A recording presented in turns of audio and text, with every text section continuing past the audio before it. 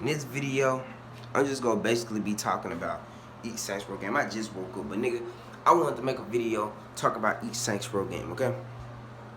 So, I just want to basically describe each Saints Row game from my point of view and how I just feel about you know what I'm saying, each Saints Row game. We're gonna go and get into it, okay? Let's get into Saints Row 1, you know what I'm saying? Now, Saints Row 1 is, you know, the history grounds.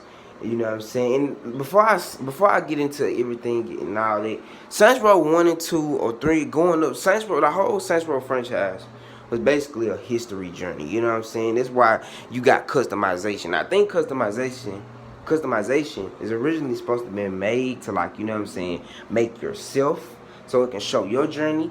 But you know, I know you can play with whoever you want. But yeah, Saints Row 1, this is the history grounds. This is where everything starts for your character or whoever you want to make. If you want to make yourself or, you know, any character you want to make. But this is the history grounds. This is where everything starts. You know what I'm saying? This is where you play with the original crew of the Saints. You know what I'm saying? And, you know, you they hitter, you the one, you they slider, you know what I'm saying? You the one that go, you know what I'm saying, and go do the killing and, you know, you go knock the other game bangers off, you know, so the Saints can get more, can grow more, and you know what I'm saying, just get out of gang violence, you know what I'm saying, out of the streets of Stillwater, you know what I'm saying? Now, Saints Row 1, this the graphics look good, you know what I'm saying? This probably the gangsters, hoodiest feeling Saints Row out of all the other Saints Rows, you know what I'm saying? Because Saints Row 1, which was, and the reason why it's like this, because Saints Row 1 is what you would really expect from a hood gangster game. And Saints Row and hood games, or when you playing it, or when you in the hood, you ain't riding in helicopters, you ain't on boats, you know what I'm saying? You doing basic stuff, you driving with cars. I know that Saints Row 1 didn't have flying helicopters and stuff like that, so it felt more street because all you doing in Saints Row is most of the time just in cars driving up on people and killing them. You know what I'm saying? And stuff like that. You know, Saints Row 1 was more on what you would expect a gangster game to be like. Even the way the gangs was, the way they dressed it, you know, the way the boss looked it, the way the Saints looked it, you know what I'm saying? That was what you would expect from a hood gangster game to be.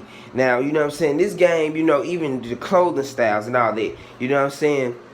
This was a good game. Story solid. I mean, the story is solid. You know what I'm saying? And if I had to rate this game, 10 out of 10. You feel me? Okay. Moving on, bro. Saints Row 2, okay? So this is, you know what I'm saying, you know, this is where, you know, this is like the second entry, you know, you got blown up, you in a coma, but you don't know who betrayed you. But it was something that I noticed, you know what I'm saying? I don't know, this is kind of bad writing. I don't know whoever came up with this idea. You know, I don't know if they was just trying to, like, you know, trying to low-key give a hint to the fans that somebody, so they can, like, kind of hint to who did it. But when you in when you in the prison and you wake up, Carlos, you start talking to Carlos, and you know your character says, "Then last time I trusted someone, I got blown the fuck up." How do you know the person that you trusted the one that blew you up? You know what I'm saying? I don't know. Maybe that was just for the fans, but I used to always be like, "Then that's kind of funny because you aren't supposed to know who blew you up yet." You know, only when you go to the police station. But yeah, okay. Saints Row 2, this game.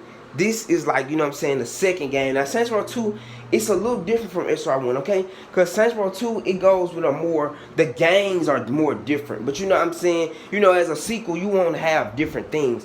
Now, Saints Row 2 will probably will feel less gangster, you know what I'm saying? Probably due to, like, my number one reason is the graphics. Like, Saints Row 1 just had a more graphic gangster look to it, but Saints Row 2 graphics kind of looked, they had like a bluish tint on it that I didn't like. You know what I'm saying? But Saints Row, I feel like Saints Row 2 had more realistic models, but you know, overall the graphics was kind of let down. And you gotta, you know, also know the fact that in Saints Row 2 you flying helicopters, you got motorcycles now, you know what I'm saying, and stuff like that, you know, and stuff like that. And Saints Row 2 was mostly made, and you could tell that Saints Row 2 as a game was mostly made, you know what I'm saying, to try to show people the upgrades that they made for the sequel. Like, I mean, let's be real. It's a lot of missions where you ride helicopters, you know what I'm saying? You own bikes, it's a lot of missions where they showing you new guns that they got in the new this Saints Row sequel. So Saints Row 2, most of the story, they trying to show you all the new upgrades to Saints Row. If you replay it, you can clearly notice that. But you know what I'm saying? Saints Row 2, good game. Story is also solid. It's darker than SR 1. You know what I'm saying? It is way more darker. The cutscenes will have you really shocked. The deaths become more brutal and crucial. You know what I'm saying? And the vibe, and let me mention this, the vibe I got from SR1 was like a menace to society vibe. And the vibe I get from SR2 is like a Tales in the Hood, but kind of like, you know what I'm saying, a Tales in the Hood / more darker gangster vibe, you know what I'm saying? You know, and stuff like that, you know. But you know, Saints Row 2 this is the good game. This is the second good game that Volition released and stuff like that. You know what I'm saying? Go to game, Saints Row, you know what I'm saying? They kept everything that needed to stay the same. Saints Row 2 was the perfect balance of being gangster but having this silly stuff, and I mean silly stuff by activities and stuff like that. Even the story was a little silly, but they kept the cutscene serious and they kept the characters pretty serious, and I liked it. Like, I think the Sun Center was the most gangster feeling crew in Saints Row 2. Okay, now moving on, Saints Row 3. Okay, now this is when things get a little bit more professional, you know what I'm saying? This is when things, you know what I'm saying, they go with the more professional route. This is Saints Row 3, you know what I'm saying? Now I see what Volition was trying to go for, but I feel like the biggest reason why a lot of people don't like Saints Row 3 is because it was two things that was not supposed to be in it. They catered to one side, and they didn't cater to both sides. Saints Row 2 gets a lot of love, you know what I'm saying, because Saints Row 2 is the only Saints Row game that caters to the silly side and the people that still like the gangster Saints Row. That's why the gangster fans can still accept Saints Row, and you got people that played 3 and 4 that can still accept Saints Row 2, because it was both catering side. It was like, okay, we're gonna be gangster and we're gonna have the right amount of silliness for the gangster people that play Saints Row 1 to not be like, oh, then this is not gangster. No, they kept it, you know what I'm saying, so everybody can have that equal bites. But then after that, they went back to the first formula. Like, you know how Saints Row 1 catered to only the gangster side. Saints Row 3 only catered to the silly side, and so is 4. You know what I'm saying? So this is when they did the old formula. They started doing the one side catering again. And this is why a lot of people stopped messing with the games, because that was one side catering. You know what I'm saying? 3 was a good fun game, but is it a Saints Row game? No. Because even Saints Row 1 had humor in it. Saints Row 1 always had funny elements in it. The fact that you can bring dead homies back, you know what I'm saying, and stuff like that. Like, it always had silly things in it. It's even like safes you can crack. They can have you punching people flying. You can drink alcohol in Saints Row 1 and be flying. I mean, punching people and making them fly. Saints Row always been wacky, but they always kept it street. They never tried to, you know what I'm saying, fully say, oh, if the gangsterness, let's change it. No.